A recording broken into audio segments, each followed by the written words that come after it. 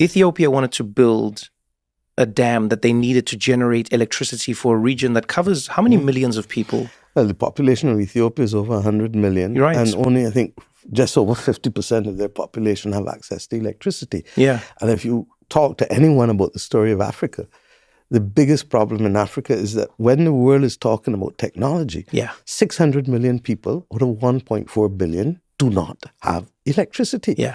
And the World Bank is committed to doing 300 million, and I thank Ajay for that. But what's happening to the other 300 million? Mm-hmm. The world has more than enough money to finance it.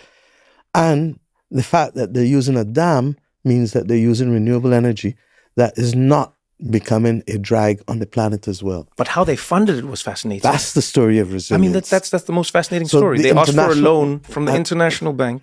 And the bank's international community refused to fund it for whatever reasons. And the Ethiopians turned inward.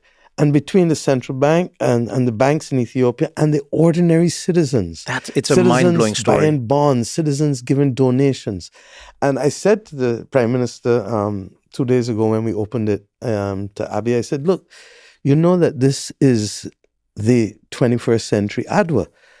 And for those who don't know about Adwa is the battle where Ethiopia beat Italy in 1896.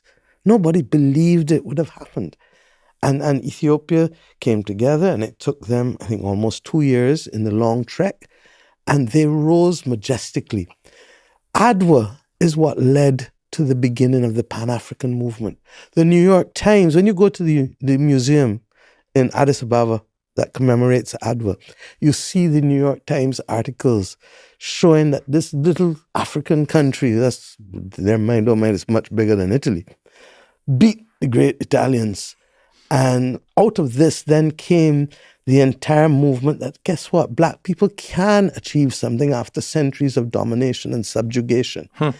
And out of that came the glory of the Pan-African movement, the conferences, ultimately the 1945 Manchester Conference, which really was the last major one before the independence movement, and Nkrumah and all of the others coming out.